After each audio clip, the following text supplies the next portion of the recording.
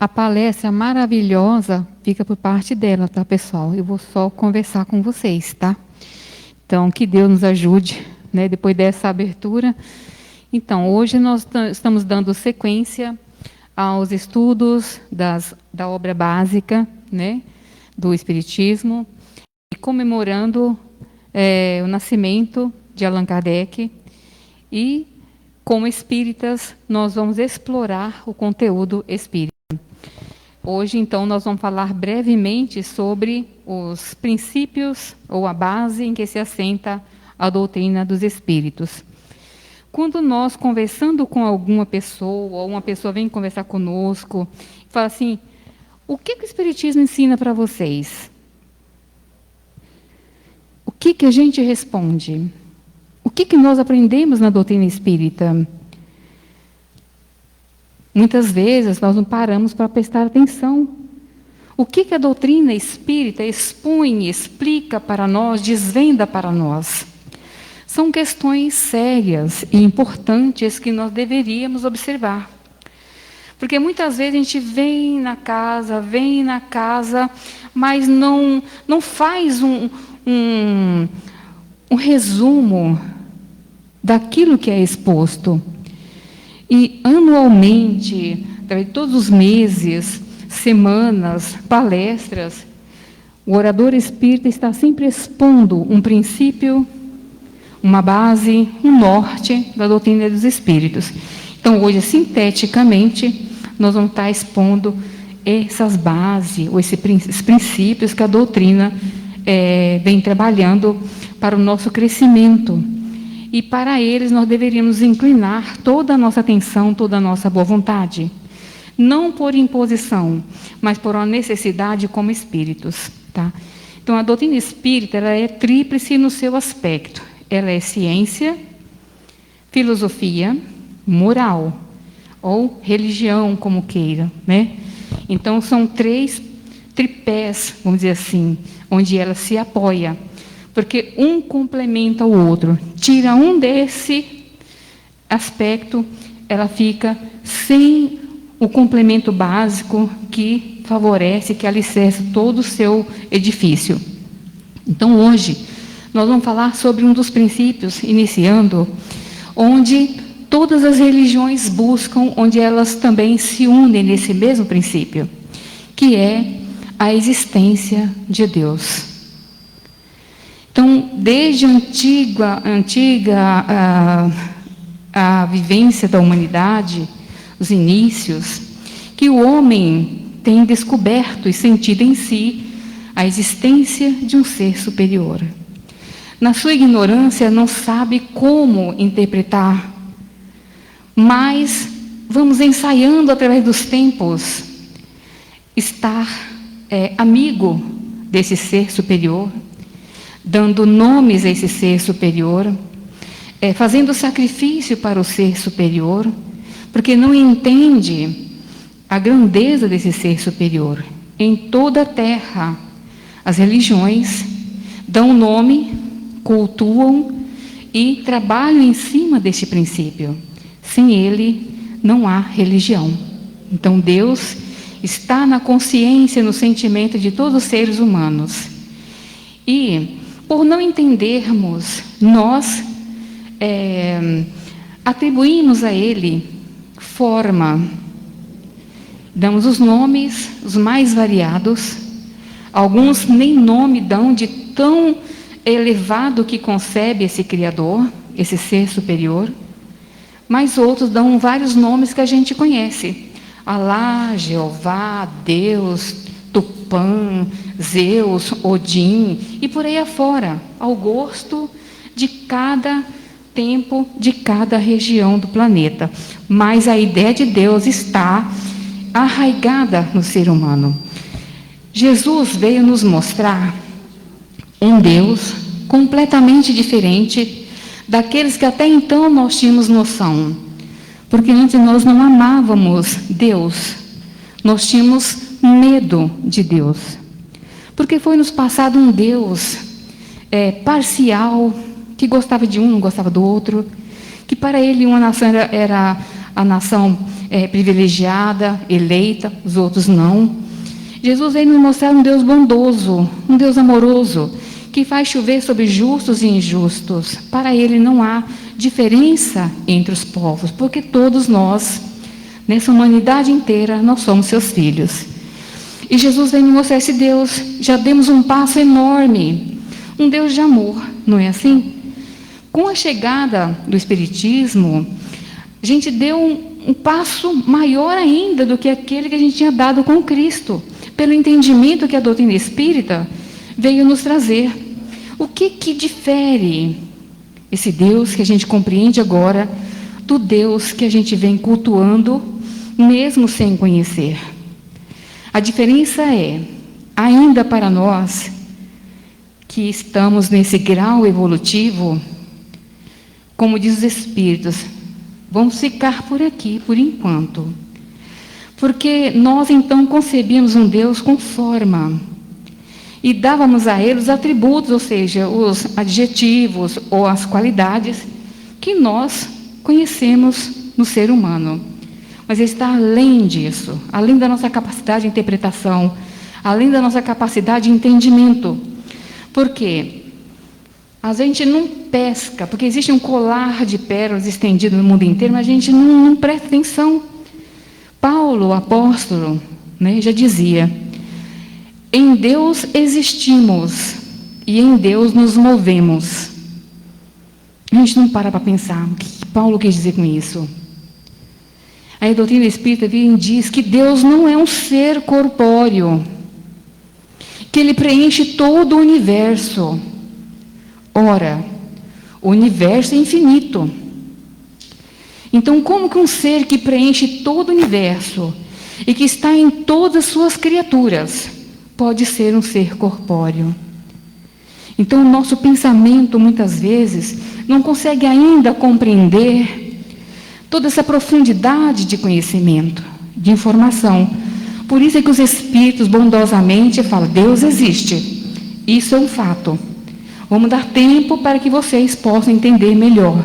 Mas Deus existe. Porque há um axioma que diz: conhece-se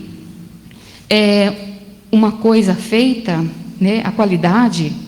Através dessa coisa feita, nós entendemos como que é o autor.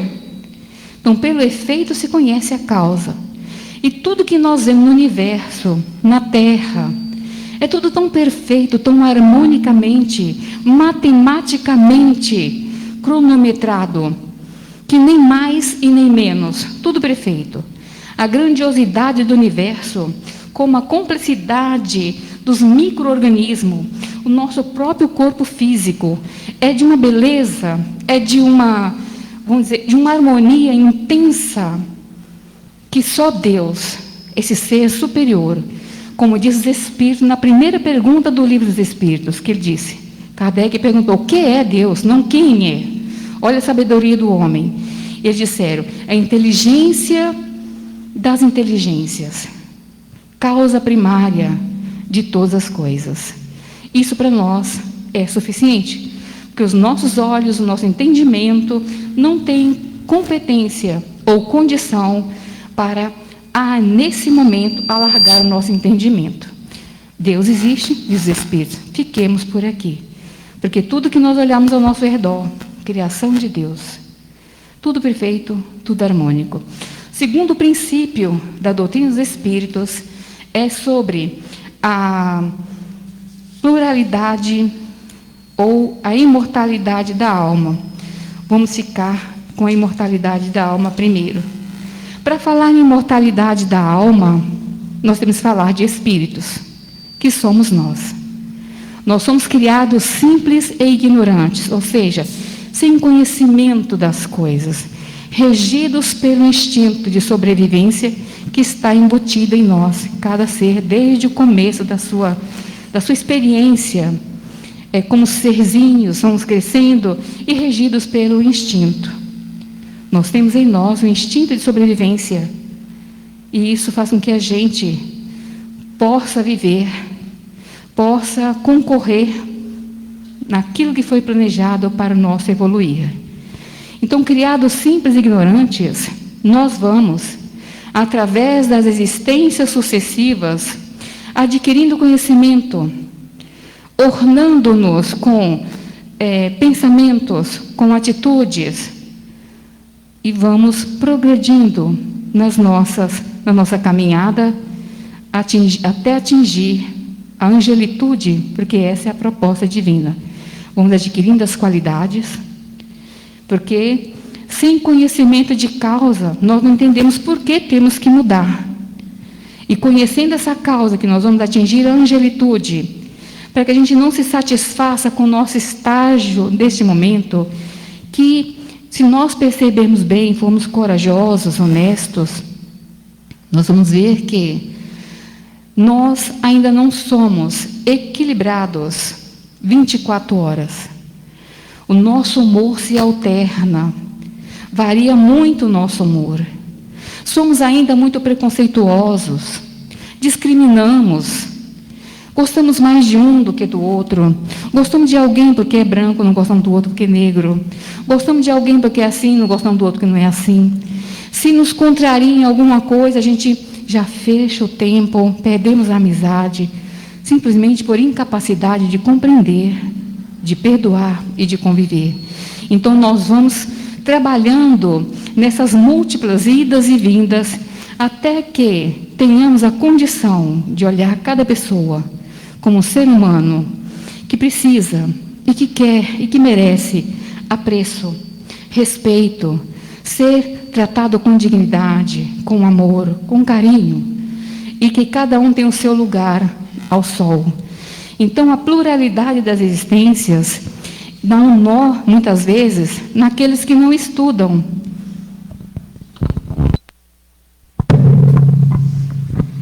Naqueles que não estudam e que acham que é impossível um espírito retornar a um corpo físico. O impossível é viver uma vida única e adquirir todo o conhecimento, toda a sabedoria e toda a bondade que tem que ornar o espírito na sua caminhada, até atingir a sua angelitude. Nós somos espíritos que imigramos e emigramos, isso constantemente, até que tenhamos o controle, a ciência de agirmos com esse conhecimento e não nos deixarmos envolver pelas ciladas do mundo, pela sugestão do outro, pelas escolhas infelizes, e depois ter que arcar com todo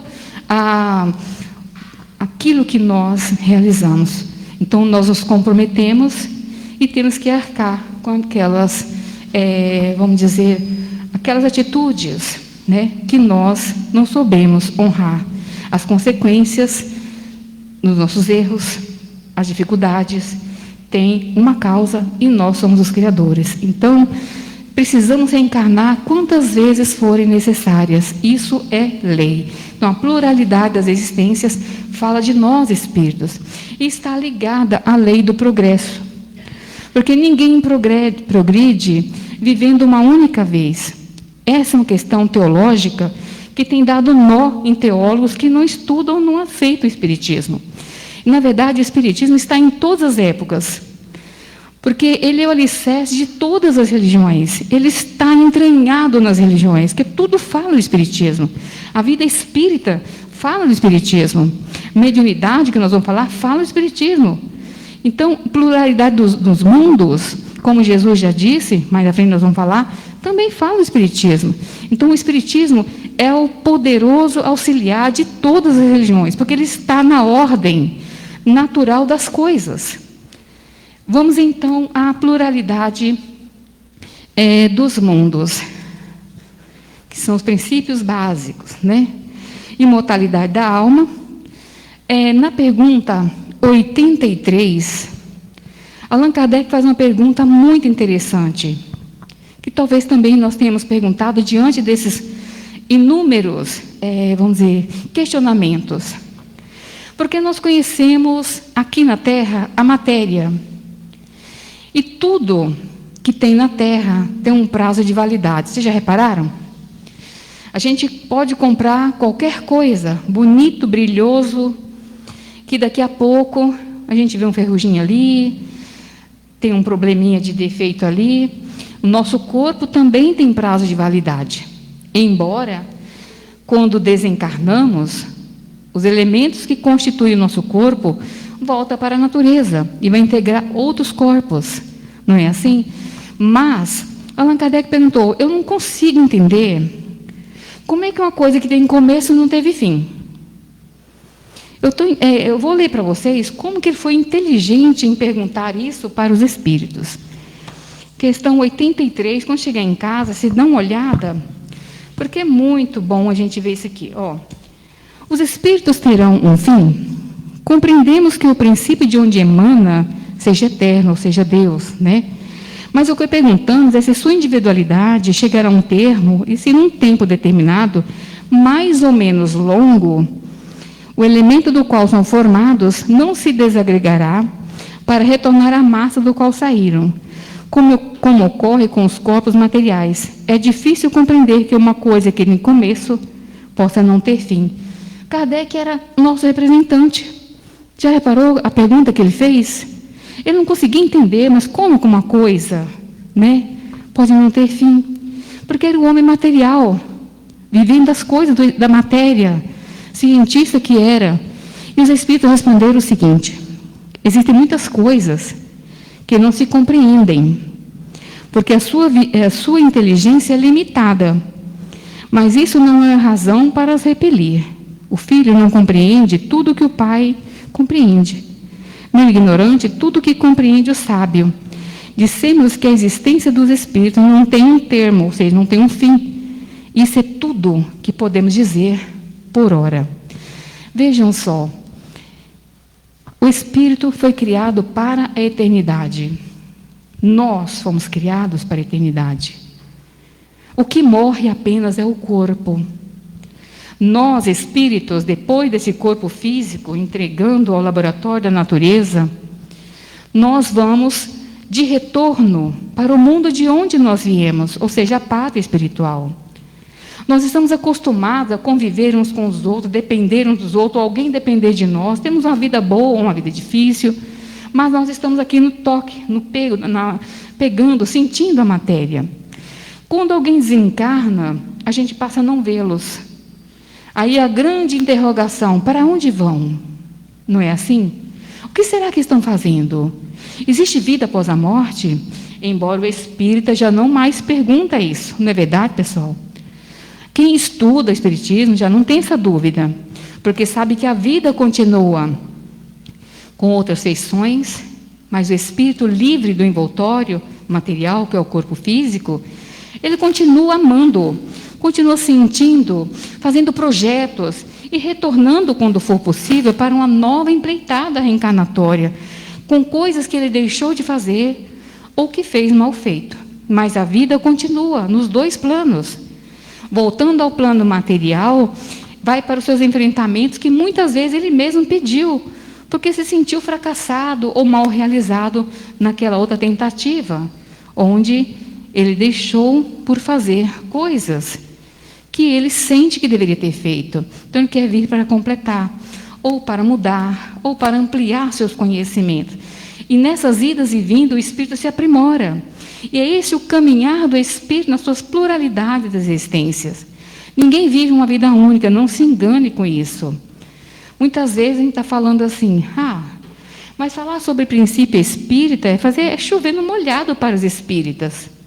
Porque todo espírita sabe disso. Eu falo para vocês convictamente, quem dera.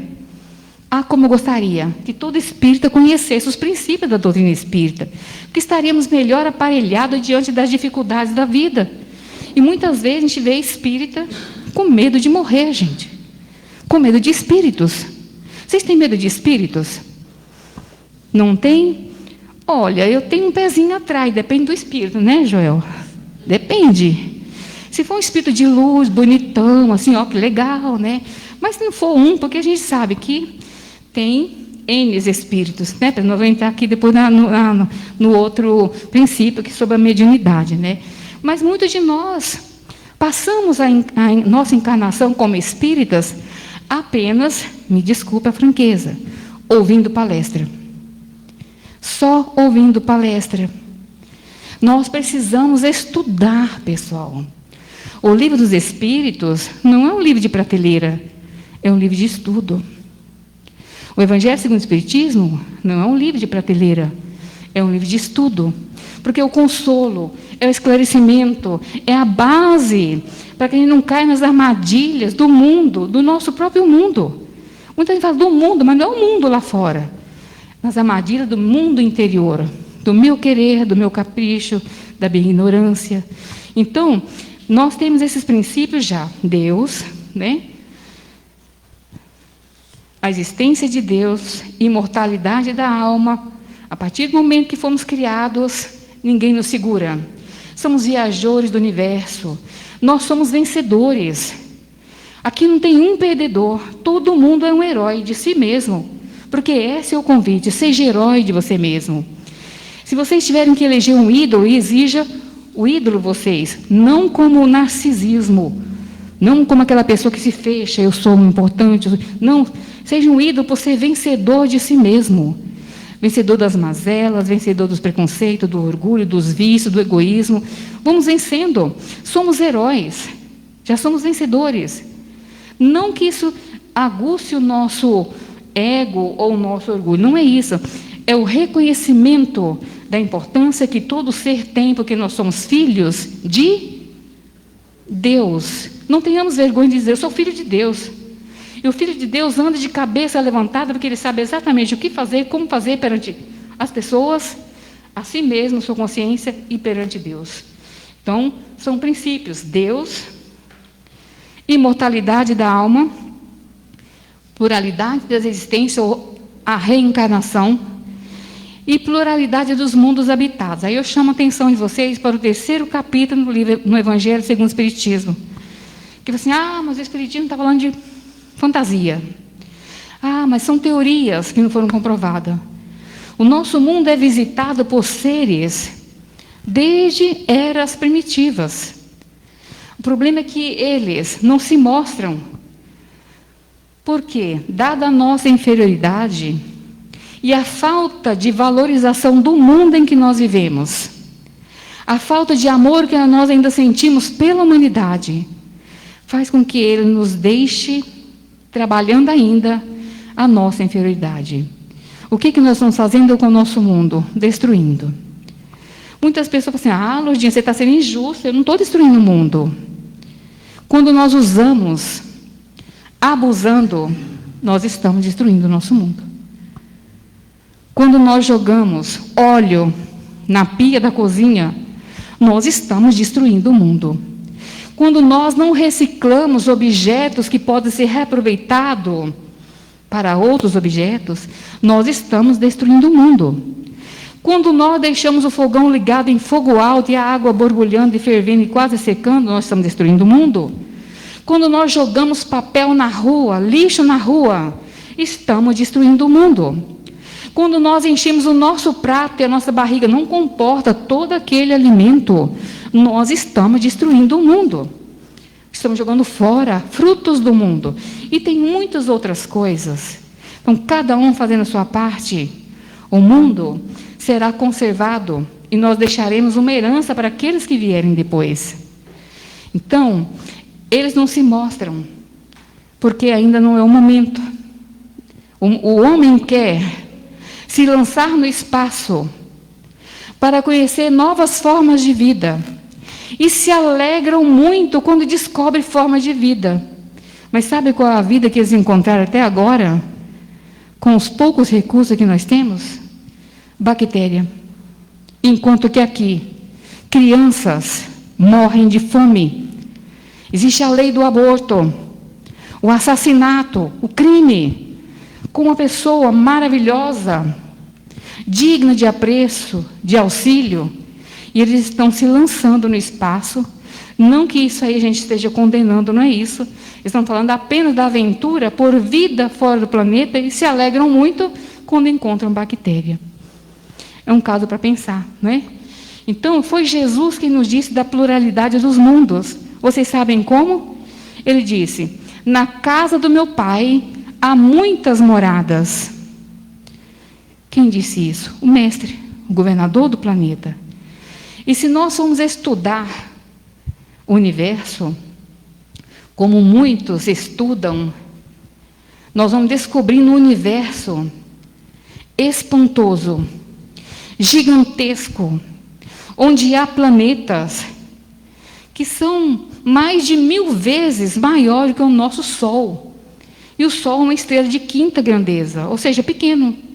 Nós o achamos grande, porque é o nosso referencial, é o que a gente tem. Existem sóis que a gente não consegue nem imaginar a tamanha grandeza. Tem galáxias, tem milhões e milhões de milhões de sóis, e sei quantos trilhões de planetas. Então, tudo no universo é gigantesco. Será que Deus criaria esses mundos magníficos rolando pelo espaço sem fim? Isso colocou uma pequena multidãozinha aqui, só neste planeta? É de pensar, pessoal. Estou falando, mas é hora de pensar. Porque o Espiritismo faz a gente pensar. Não prega para você acreditar, crê ou morre. Não é assim. Mas nos tornar livres pensadores, porém, usando da razão. Por que Deus criaria esses mundos gigantescos? Essas galáxias gigantescas?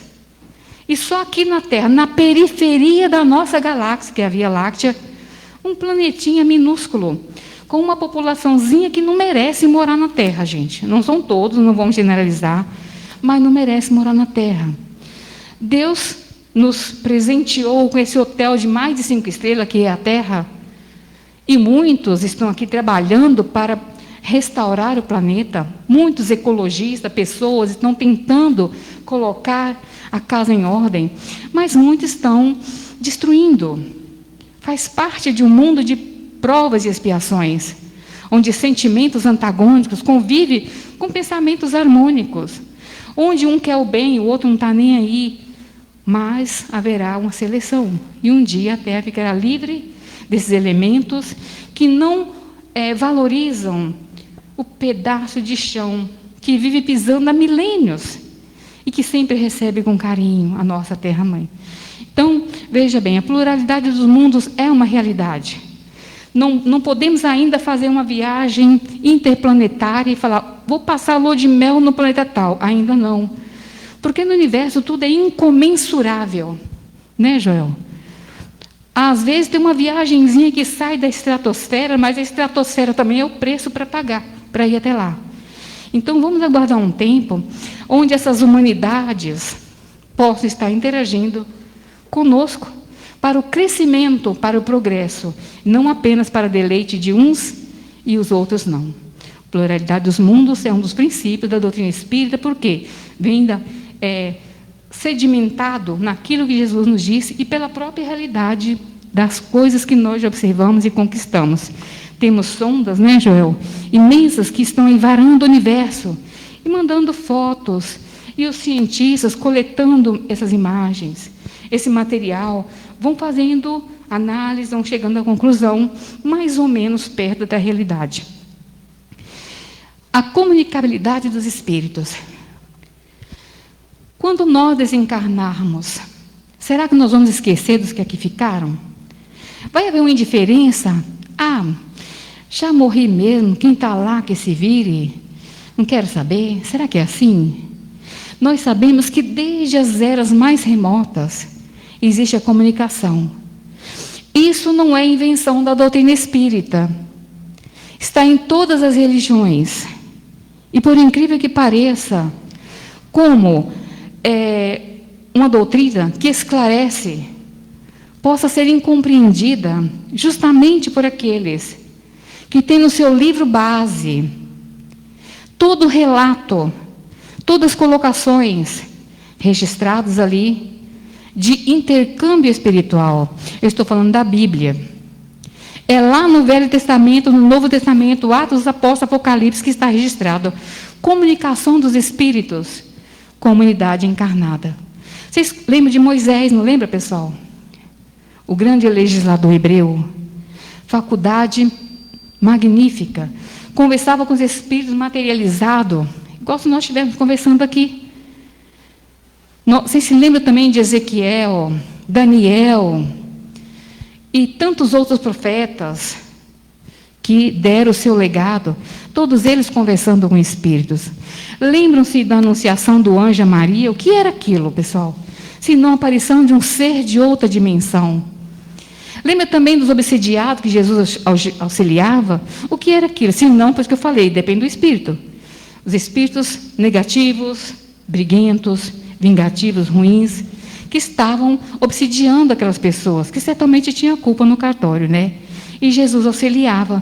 O que é isso, senão a influência de um espírito sobre o encarnado? Então, os espíritos intervêm na nossa vida muito mais do que nós podemos imaginar, isso está no livro dos espíritos. Agora, médium mesmo, que nem o Kardec fala, diz o seguinte: toda pessoa que sente num grau maior ou menor a influência dos espíritos, é por isso médium, por isso mesmo são médium. Quem nunca ouviu ou não teve a impressão assim, acho que eu estou vendo alguma coisa, ou eu estou com a sensação de que tem alguém perto de mim, ou eu tive um sonho com fulano de tal, ou estou escutando uma vozinha falando, não vai por ali, se eu fosse você não faria isso. Quem nunca? Todos nós, de um jeito ou de outro, aqueles arrepios, vou numa casa, ai, tu senti arrepiar, né? Geralmente fala isso, né? A gente sente, porque nós somos sensitivos, mais ou menos.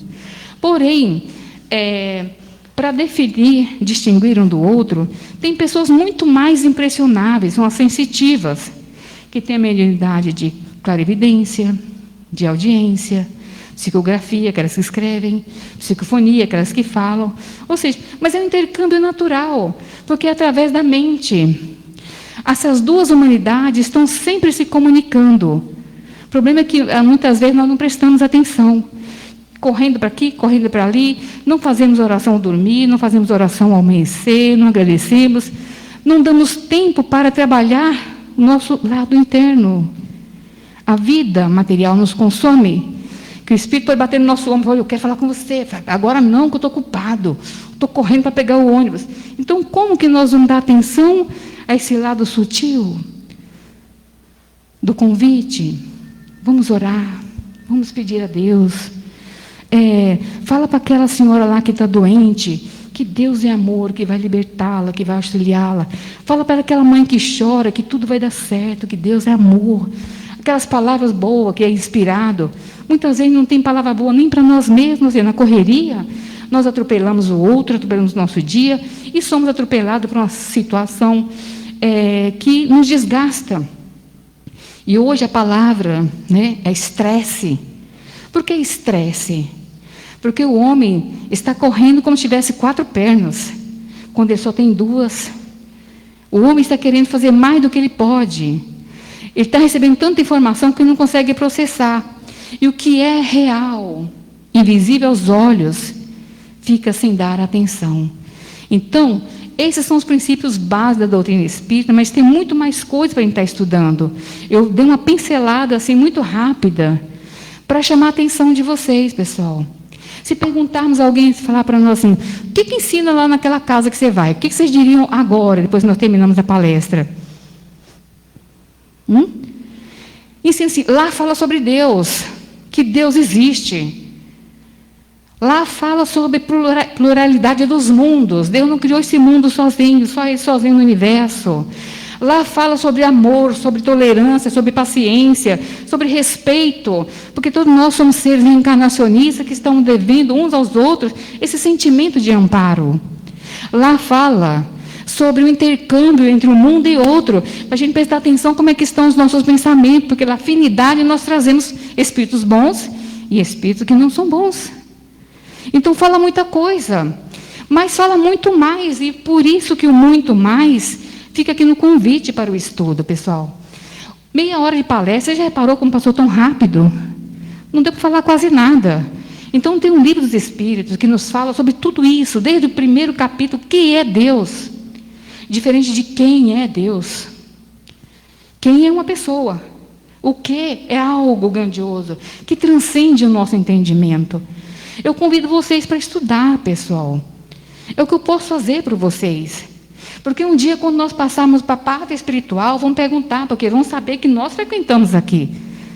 Ah, mas você não ouviu a palestra da Lourdinha, mesmo sendo meia boca? Ouviu falar sobre Deus, sobre amor, sobre justiça, sobre caridade, sobre o intercâmbio, não ouviu falar?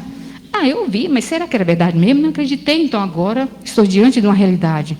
Poderia ser melhor trabalhado aqui e ganhar muito mais equilíbrio do lado de lá. A gente não precisa morrer para aprender que nós somos eternos. A gente não precisa morrer para saber que precisamos reencarnar.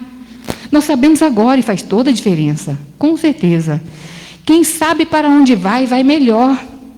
Por isso eu chamo a atenção dos espíritos aqui presentes para estudar, pessoal. E eu conto com vocês. E que Deus nos ampare nessa caminhada. O estudo está aqui, o convite, e a gente espera que seja atendido. Hoje, com certeza, muita gente vai estudar o Livro dos Espíritos, né, pessoal? Livro dos Médiuns, Evangelho segundo o Espiritismo. É a minha crença, eu sou uma mulher de fé, tá? Acredito. Muita paz a todos.